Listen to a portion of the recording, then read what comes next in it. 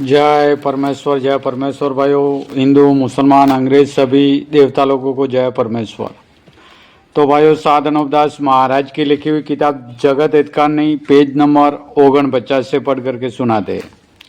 तो भाइयों, हिंदू मुसलमान अंग्रेज और सातों आठों विलायतों के राजा बादशाह व रैयत सबके आगे हाथ जोड़ करके अर्ज है, यह किताब एक बार जरूर पढ़े और पढ़ करके इंसाफ करे।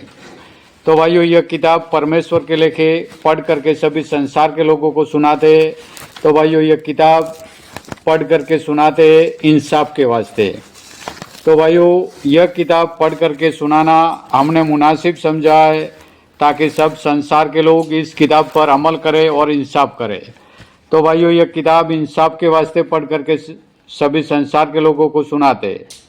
जय परमेश्वर भाइयों। तो इस किताब में साधनोपदास महाराज ने बताया कि हिंदुस्तान के सौदागर महाजनान बनिए राक्षसी विद्या का पाप चला रहे, और राक्षसी विद्या के पाप से भाइयों इन बनियों ने मैं को और मौत को सहारे कर लिए।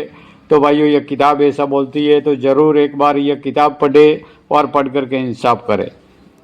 जय परमेश्वर भाइयों, यह किताब परमेश्वर के लेके पढ़ करके सुनाते हैं। जय परमेश्वर।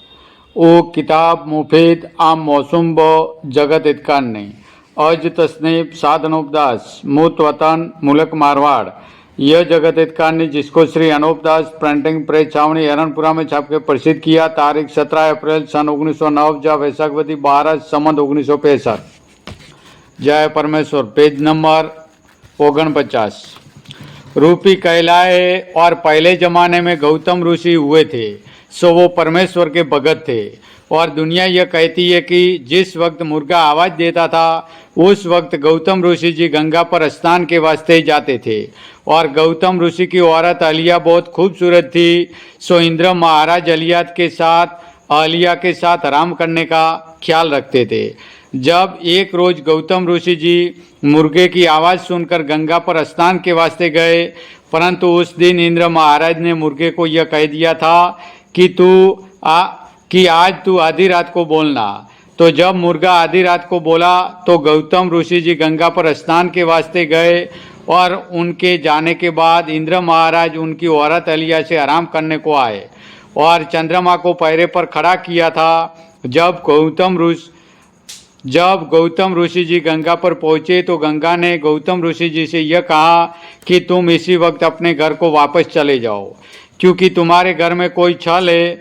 जब गंगा के कहने से उसी वक्त गौतम ऋषि बगैर स्नान किए अपने घर को चले आए, और आकर देखा तो घर में छल ही था और इंद्र महाराज मौजूद है और चंद्रमा पैरे पर खड़ा है। जब कहते हैं कि गौतम ऋषि ने बहुत गुस्सा किया और चंद्रमा को श्राप दिया और अपनी धोती के फटकारे से छाटे दिए कि उन छाटों से चंद्रमा में काले दाग पड़ गए, और अपनी औरत अलिया को यह श्राप दिया कि तू पत्थर की होकर गंगा पर जा पड़ना। सो संसार में कहते कि वो औरत श्राप देते ही पत्थर की होकर गंगा की तीर पर जा पड़ी, बहुत दिनों तक वही पड़ी रही। और जिस वक्त रामचंद्र जी महाराज जनक राजा के यहाँ जग में आए तो उन्होंने उसी पत्थर के ऊपर जो पत्थर की आलिया हो गई थी, अपनी जोड़ी जूते की जाड़ी, तो वो फिर अपनी असली सूरत पर औरत बन गई। भला गौर करने की जगह है कि आदमी पत्थर क्यों कर हो सकता है और फिर पत्थर से आदमी कैसे हो सकता है। तुम संसार के लोग इस बात को दिल से ख्याल करो कि इस झूठ का कहाँ ठिकाना है। मैं कहाँ तक इस झूठ का हाल लिखूं। झूठ तो दुनिया में बहुत है और लिखने वाला मैं एक, कहाँ तक लिख सकता हूँ। मैं तो कोई बात तुम संसार के लोगों को आंखें तुम्हारी खोलने के वास्ते लिखता हूँ। सो तुम सब संसार के लोग इंसाफ की आंखों से देखो कि जो मैं लिखता हूँ यह सच मालूम होता है या यह अगली बातें जैसे गौतम ऋषि की और इंद्र महाराज की यह सच मालूम होती है।